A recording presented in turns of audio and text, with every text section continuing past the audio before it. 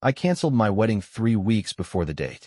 There was no affair, no screaming match, no thrown ring or hastily packed suitcase. It unraveled because of something far less dramatic and, in some ways, far harder to explain. A joke. A single comment that might have rolled off someone else's back, but instead settled in my chest like a stone I couldn't dislodge. It happened at a friend's engagement party, the kind with string lights and overpriced cocktails in plastic cups. There was laughter all around, the kind of celebratory noise that makes you feel like you're exactly where you're supposed to be. And in the middle of all that, my fiancé, Andrew, made a joke about cheating. The words weren't laced with malice. They were tossed into the air casually, the way people throw out punchlines meant to get a rise out of the group. Everyone laughed. I didn't. I remember standing there, wondering if I was overreacting. If maybe I was just tired or hormonal or too uptight. I tried to replay his tone in my head, tried to hear it the way he meant it. But all I felt was distance. Not just from him, but from myself. From the part of me that was supposed to feel joy and connection and certainty. Instead, there was a kind of quiet, hollow thud deep in my chest, like something essential had shifted. 3 days later, I ended it. There's a way people look at you when you say you cancel the wedding. A sort of stunned pause, followed by a question they rarely say out loud. Was it really that bad? I've asked myself that question too.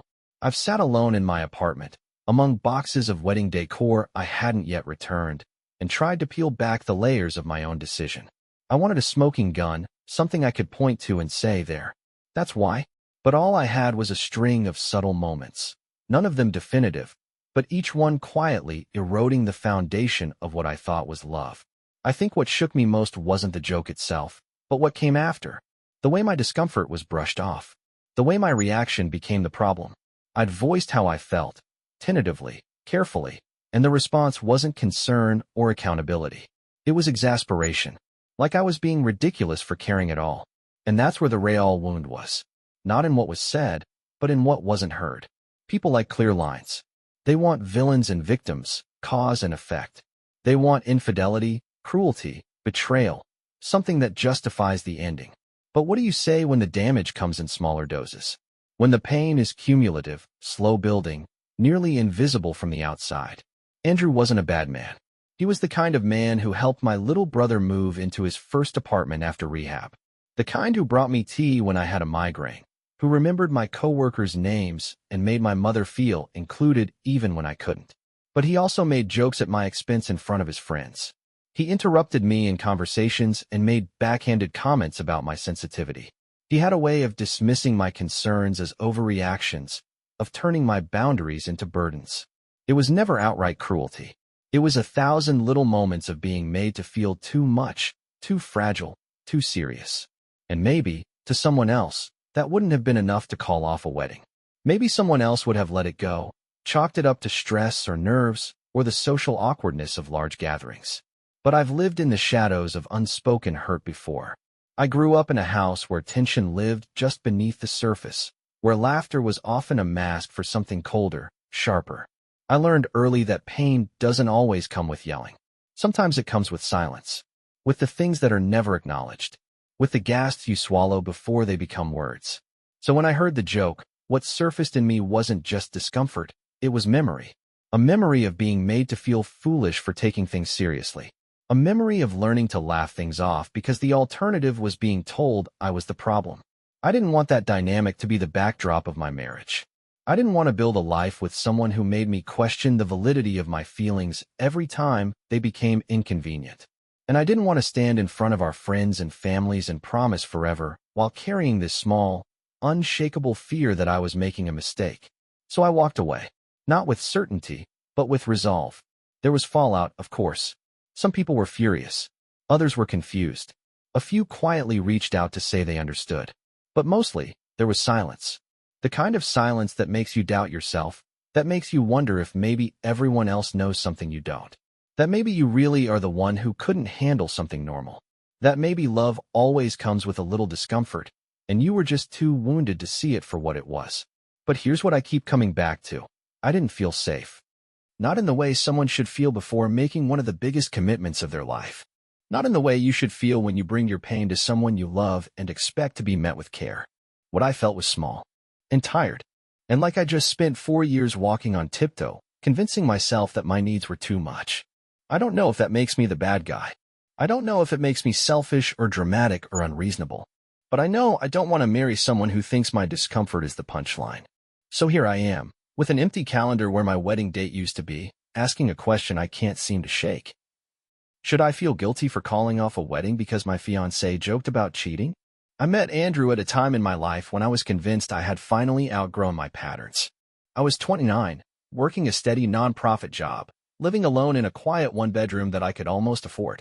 I wasn't looking for anyone, not seriously. I told myself I was in a season of healing, that I was learning how to enjoy solitude, to understand my needs before folding them around someone else's. And then Andrew appeared, unexpected, disarming, easy. He had this way of making everything feel light. He could walk into a room and find the one person standing on the edge of the conversation and draw them in without them realizing it. I liked that about him. I liked how he carried a kind of confidence that didn't seem sharp-edged or performative.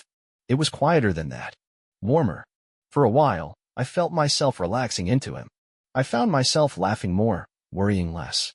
I remember thinking, this is what it means to be with someone who doesn't make love feel like a test. And maybe that was true for a time. He asked thoughtful questions. He remembered things I said in passing. When I was sick with the flu that first winter, he brought groceries and sat on the couch watching terrible holiday movies with me until I fell asleep. It was, in so many ways, everything I thought I wanted. Everything I told myself I'd never had. But love, I've learned, doesn't always reveal its shape right away. Sometimes it grows around things you can't see clearly until you're already entangled. And for me, the signs came slowly, almost imperceptibly. There were the jokes, casual at first. Light teasing that bordered on dismissive. Remarks about how I overanalyzed everything, how I took things too seriously. The first few times, I brushed them off. He didn't mean anything by it. He was just trying to make me laugh. And maybe that was true. But over time, I started to notice that I was editing myself. I'd begin to express a concern and then swallow it halfway through. I'd notice a shift in his tone, a flicker of impatience, and I'd steer the conversation elsewhere. I told myself I was being thoughtful, careful, mature. But what I was really doing was making myself small again. That wasn't new. Growing up, I learned early how to manage other people's emotions before my own. My mother had a sharpness to her, not in the form of cruelty, but in her expectations. Love, in her world, was conditional, quiet, well-behaved, and low-maintenance. I was praised for being easy, for not crying too much, not talking back, not asking for more than I was given. My father left when I was 9, and while my mother never said it outright, the implication was always there, that if I'd been a little better, a little more something, maybe he would have stayed. She remarried a few years later. Her second husband didn't hit us, but he didn't need to. He weaponized silence and sarcasm and the constant, low-level threat of his presence. The house never felt settled. There was a hum of unease in every room, and the refrain that echoed through those years, whenever I tried to name what I was feeling, was simple and constant. Don't be so sensitive. So I learned to minimize discomfort, to question my own reactions, to assume I was wrong for feeling hurt. That carried into adulthood like a shadow stitched to my feet. Even in therapy, when I finally got there, I spent more time trying to make my pain sound palatable than actually naming it. Being with Andrew was, at first, a kind of relief. He wasn't volatile. He didn't withdraw for days or make me feel unsafe in the way I had learned to expect. But what I didn't realize then is that the absence of cruelty is not the same thing as the presence of care. And that sometimes, harm doesn't scream, it whispers. I remember the first time I told him I felt dismissed. It took everything in me to say it. I had rehearsed it in my head, softened the language, tried to make it sound less accusatory. I wanted him to understand. But instead of hearing me, he made it a joke. He laughed, shrugged, called me overly serious, and said I needed to learn to take things less personally. I smiled, nodded, and then later cried alone in the shower, unsure if I was grieving his reaction or my inability to stand up for myself. Looking back, I think I stayed because so much of it almost worked. He was good to me in the ways people are when they don't understand what it costs someone like me to ask for softness. He did what he thought was enough, and maybe, by most standards, it was. But I was no longer willing to live by most standards. The hardest thing about healing is that it changes the way you relate to things you once tolerated. It makes you less willing to explain away discomfort. It makes you look at the relationships you built from a wounded place and wonder whether you still belong in them. By the time we got engaged, I already knew there were parts of me I was hiding. I just didn't want to believe it mattered. I told myself that no relationship was perfect, that no partner would meet every need. And I still believe that. But I also believe this.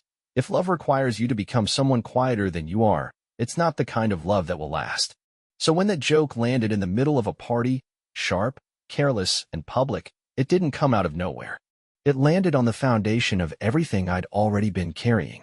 It was the confirmation of a fear I hadn't wanted to name, that when push came to shove, my feelings would never matter as much as his comfort. And that's not a foundation I could build a marriage on. The party was beautiful in the way Instagram parties are: twinkle lights strung across a tree-draped backyard, gold-rimmed glasses filled with rose, the kind of curated imperfection that looks effortless but takes a spreadsheet to pull off. I wore a navy dress I didn't feel entirely like myself in, and Andrew kept a hand on the small of my back in that casual, practiced way that always drew compliments. We looked, from the outside, like a couple fully in sync, future bride and groom, the image of easy affection. But inside, I felt untethered. I didn't know why yet. Just a faint hum in my chest, a sense that I was drifting slightly out of step with the night. I didn't know most of the people there, friends from college I'd heard stories about but never met. It was one of those gatherings where everyone seemed to already know everyone else. I floated beside Andrew, smiling, laughing when appropriate, sipping slowly from a glass that kept refilling itself.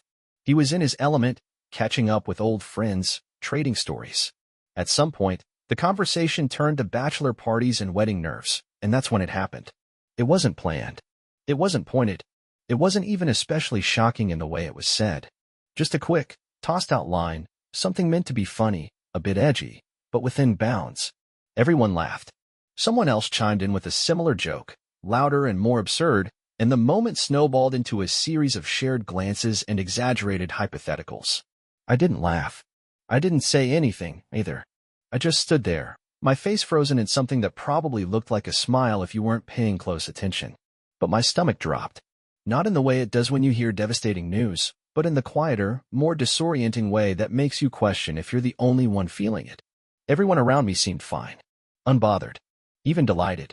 But something in me recoiled, not just at the words, but at the ease with which they were spoken. The assumption that I'd find it funny, that I'd play along, that my discomfort didn't belong in a space like this.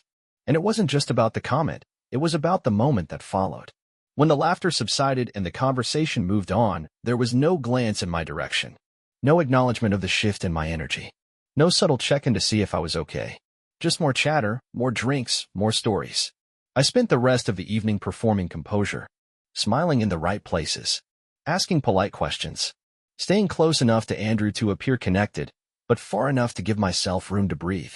I watched him across the patio, animated and at ease, and felt a pang of something that wasn't quite jealousy and wasn't quite grief, more like recognition of how alone I could feel even when someone's standing right beside me. When we left the party, I was quiet.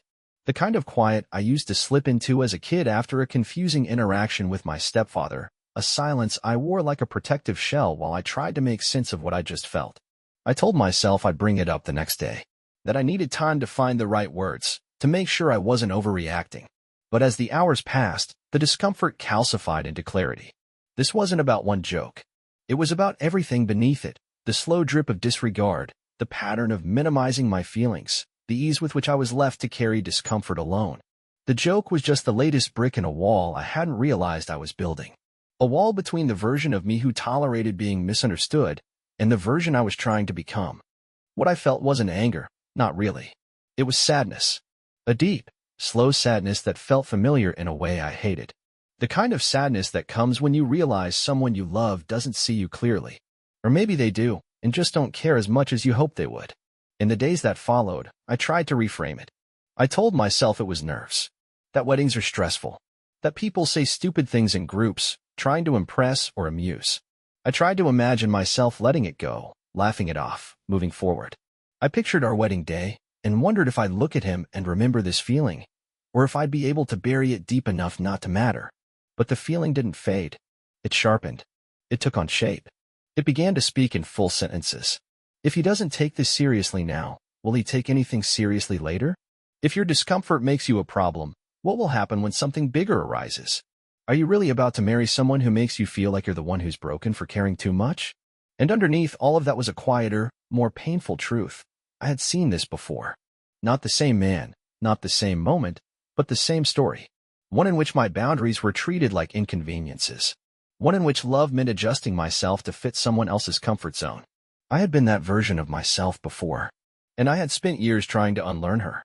This time, I didn't want to ignore the small red flags just because they didn't look like emergencies. I didn't want to explain away the unease just because there wasn't a clear, nameable offense. I didn't want to marry someone just because it would be easier than walking away. So I didn't. I canceled the wedding. And it didn't feel brave. It felt quiet. I didn't cry. I didn't scream. I simply listened to the part of me that had been whispering for weeks, maybe months, maybe longer. The part that had finally grown too tired to pretend anymore. Ending the engagement wasn't a single moment, it was a series of them. Quiet, final things. Canceling the florist. Sending an apologetic email to the venue. Returning the dress. It felt less like a breakup and more like dismantling a house I'd spent years building, brick by careful brick. Telling Andrew was the hardest part. Not because I feared his reaction, but because part of me still wanted him to prove me wrong. To show up with softness. To hear me. To say something that would make the heaviness lift. But what I got instead was a kind of stunned disbelief. Not explosive. Not cruel. Just flat. He looked at me like I'd lost my mind. There was no attempt at understanding. No curiosity. Just defensiveness and injury. He asked why I hadn't said anything sooner. Why I hadn't just talked to him about it like an adult. And he wasn't wrong. I had waited. I had buried my discomfort for months, unsure how to name it. I had rationalized it, told myself I was the problem, tried to be reasonable. But something about the way he said it, how quickly my pain became evidence of my immaturity, confirmed the very fear that had driven me to leave. I think what hurt most wasn't the breakup itself, but the realization that he didn't really know me. Or maybe he did, and didn't respect what he saw. Either way, there was no grief between us, just confusion. On his side, at least. For me, the grief came later. In waves. My mother was furious. She left a voicemail that I listened to 3 times before deleting. Her voice was sharp and controlled in that way it got when she was trying not to explode. She accused me of being impulsive, selfish, ungrateful. She asked if I'd even considered how this would make her look to our extended family. Said she'd taken time off work, bought a dress, told her friends. That she'd been proud of me. That I'd embarrassed her. It didn't surprise me. My mother has always seen my choices through the lens of how they reflect on her. I was used to that dynamic. But it still hurt, in the deep, childlike way that never really goes away. I had foolishly believed that this moment, this turning point, might somehow bring us closer. That she'd see me claiming something for myself and respond with pride, even if she didn't understand it. Instead, she confirmed what I already knew. I would always be too much or too little for her. Never just right. My brother, surprisingly, was the one who showed up. He called me from a halfway house 2 towns over, his voice steadier than I'd heard in years. He said he was proud of me, that he knew what it looked like when someone chose themselves for the first time, and that it never felt clean or heroic, it felt messy, lonely, necessary. He said the first time he walked into a recovery meeting, he'd almost turned around at the door. But then he didn't. And somehow, just not leaving became its own kind of courage. I cried after we hung up, not because of what he said, but because I believed him. The rest of the world responded the way the world does when something breaks but no one can see the crack. Friends were polite. Some expressed shock. A few asked vague questions, clearly hoping I'd fill in a more dramatic story. I could see them waiting for words like affair, betrayal, abuse. But when I told them the truth, that it was a pattern I couldn't ignore anymore, a joke that was the final reminder of everything I'd been feeling for months, their expression shifted. Sympathy gave way to discomfort. It's hard to mourn something when the world doesn't validate your grief. I felt like I was in emotional limbo, too wrecked for casual optimism, but not justified enough for righteous anger. I wasn't a woman scorned. I was a woman who left. And that made people uneasy. There's a kind of loneliness in doing the right thing when no one else sees it as right. But what surprised me was the peace that came with the loneliness. It wasn't immediate. At first, it was just numbness. I went to work. I made dinner. I answered emails. I watched too much TV. But underneath it all, something was settling. A silence that wasn't hollow, but sacred. The noise of indecision was gone. The weight of pretending had lifted. I started going to therapy again. Real therapy. Not the kind I'd done in college, where I spent 45 minutes trying to make myself sound palatable. This time, I let it be messy.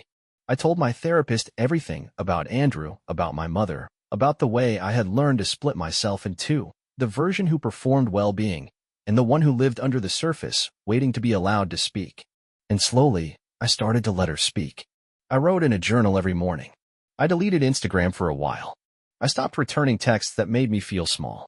I unfollowed people who only wanted the highlight reel of my life. I found a new kind of quiet, one that wasn't about hiding, but about healing. And still, even with all this clarity, the doubt lingered. Not constantly, but like a shadow that passed across the light every now and then. I'd wake up at 3 a.m. and wonder if I'd overreacted. If I'd thrown away something good because I was afraid of being happy. If I'd been conditioned to expect too little, or to expect too much. There are no clean answers. Just a question I keep circling back to. Was it really so wrong to walk away from something that almost worked? In the weeks after the cancellation, life didn't implode. That was the strangest part. The world just kept going. The sun rose. Rent was due. My cat still sat by the window every morning, watching birds like nothing had changed. And in a way, maybe that was more disorienting than any dramatic fallout. There was no seismic rupture, just the quiet persistence of life moving on. I think I had expected the sadness to be sharper. Or maybe more cinematic. What I got instead was a slow ache that lived beneath everything. It showed up in odd places, at the grocery store, while picking out shampoo. In the middle of a meeting, hearing someone laugh in a way that reminded me of him. It was the ache of unshared routines, of a life that no longer made sense in the shape I had planned it. But grief is strange. It doesn't just mourn the loss of what was, it mourns the version of you who believed in it. And that's who I found myself grieving most. The woman who had imagined a future in that apartment with the blue curtains, who thought love meant learning to tolerate the rough edges, who believed that if she just worked hard enough, she could keep everything together. I didn't just walk away from a wedding. I walked away from her. And yet, for the first time in my adult life, I wasn't adjusting myself for someone else's comfort. I started therapy not because I was falling apart, but because I wanted to understand the quiet way I'd been disappearing inside my own life. I didn't want to repeat the same pattern with a different face. I didn't want to look back at another relationship and realize I'd been editing myself the entire time. In therapy, I began unspooling the small lies I had told myself to survive, not just with Andrew, but long before him. The belief that love meant sacrifice, that boundaries were selfish, that being chosen was the same as being cherished. It took time. I resisted it at first. There's a strange grief in letting go of the identities we build around being the strong one, the easy one, the one who doesn't need much. But once I gave myself permission to exist without performing ease, something shifted. I found new language for my experience. I stopped trying to shrink my pain into something more palatable. I stopped trying to be the woman everyone could root for. I started just being. And in that stillness, I began to feel things I hadn't made space for in years: rage, relief, sorrow, joy. They came in no particular order, sometimes overlapping, sometimes crashing into each other. But they were mine, undiluted, unapologetic. I began building a different kind of relationship with myself. Some days, that looked like drinking coffee slowly in the morning without checking my phone. Other days, it looked like crying in the shower, overwhelmed by loneliness and wondering if I'd made a terrible mistake. But even in those low moments, I felt anchored by something new, the quiet knowing that I hadn't betrayed myself this time. I also started reconnecting with people differently. Not everyone, and not right away. There were friendships that didn't survive the break, people who had only known me as part of a couple, who didn't know how to relate to me outside of that context. But others deepened in surprising ways. One friend, who I hadn't spoken to in nearly a year, sent me a handwritten letter. Not a text, not a DM, an actual letter. She wrote about her own unraveling, about the marriage she left before anyone knew there was something wrong. She told me that choosing yourself rarely earns applause, but it does leave you freer. It was the first time I felt truly understood. I kept the letter on my desk for weeks. It reminded me that I wasn't alone, that there were other women like me quietly disentangling themselves from lives they'd spent years trying to make fit. Over time, I stopped needing to explain myself. At first, I had rehearsed the answer. It just wasn't right. There were things I couldn't ignore. I needed more. But now, when someone asks why I left, I just say it was the right decision. And that's enough. There's power in brevity when it's rooted in truth. Still, the questions creep in. Usually at night. When I pass the date that would have been our anniversary. When I see a couple laughing in a cafe. When I feel the longing for partnership, but not for him. That's the part people misunderstand. Just because the relationship wasn't right doesn't mean there isn't grief. I miss the idea of us. I miss the moments that worked. I miss believing I could make it work. But I don't miss the silence that came after I spoke up. I don't miss the way I second-guessed my feelings. I don't miss wondering whether I was asking for too much. I think healing isn't about reaching some enlightened state where nothing hurts anymore. It's about learning to sit with the ache and still not abandon yourself. To say, yes, this is painful, and also, yes, I'm still sure. It's about choosing discomfort over betrayal again and again until it becomes a kind of peace. It's been 6 months since I made the decision to end my engagement, and the world hasn't collapsed. I've learned that most endings don't come with fireworks or applause. They arrive quietly, leaving space you didn't know you needed until you start filling it with something better. The invitations are still in a drawer. The dress is still in a box in my closet. I haven't decided what to do with either yet. Not because I'm holding on to hope, but because I'm holding on to the version of me who once believed deeply in that future. It feels wrong to throw her away. She was earnest. She tried. She loved.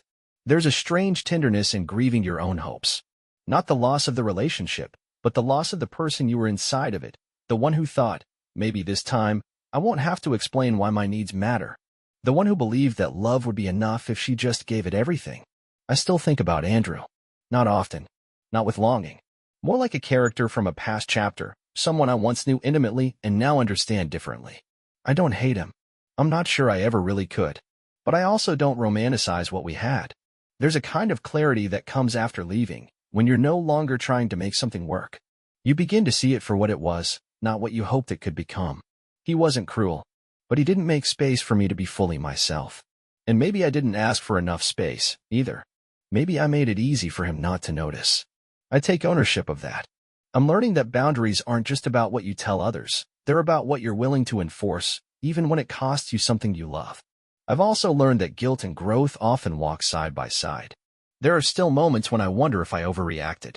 If there was a version of this story where I spoke up more clearly, more calmly, and we worked through it. Maybe there was. But then I remember how many times I had already spoken up. How carefully I had edited my needs to make them easier to hear. How many times I convinced myself to wait for change that never came. And I realize, it's not that he couldn't have changed. It's that I didn't want to build a life where my peace was dependent on someone else's potential. That's the line I've learned to draw. It's easy to say you left for the right reasons when the other person is clearly wrong.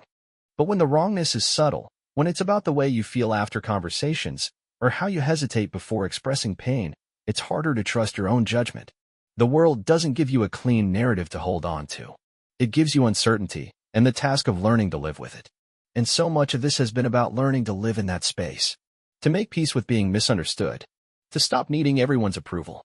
To be the one who says no, even when it disappoints people. Especially then. Because here's what I've come to understand. Being a good person doesn't mean being endlessly accommodating. Being kind doesn't mean being quiet. And being loved doesn't mean being seen, at least not always in the ways that matter. Sometimes the most loving thing you can do for yourself, and even for the other person, is to walk away before resentment sets in. Before you lose the parts of yourself that still believe in softness. Before staying becomes a slow betrayal of your own intuition. There's no certificate for making the hard choice. No medal. No guarantee that it will lead to something better. But there's something else. Something quieter. A stillness. A deep, grounded knowing that, this time, you didn't abandon yourself. That's the win. Not the new life or the cleaner narrative. Just the refusal to become someone smaller to keep something bigger from falling apart. These days, I think a lot about chosen family. Not just in terms of people, but in terms of values. Commitments. Promises we make to ourselves when no one's watching. My brother and I talk more now. Not all the time, and not about everything. But when we do, it's honest. It feels earned. There's no pretending with him, and I think that's why I feel safest in those conversations. I've also started rebuilding community, slowly and intentionally. Not with the people who disappeared during the fallout, but with those who made space for nuance. The ones who didn't need a villain to offer support. That's what I've come to treasure most. People who can hold ambiguity without flinching. Because that's what this has been, an ambiguous grief. A quiet act of self-preservation that looks, from the outside, like an overreaction. But from the inside, it was the bravest thing I've done. I still don't have all the answers. I don't know what comes next. I don't know when, or if, I'll be ready to fall in love again. But I know that when I do, it will be from a place of wholeness. Not hope for rescue. Not a need to be chosen. Just a desire to build something honest, with someone who sees the full version of me and doesn't flinch. So I'll leave you with this. Have you ever walked away from something that wasn't bad, but wasn't right either? And if you did anyone believe you? Because I think that might be the hardest part, learning to believe yourself, even when no one else does.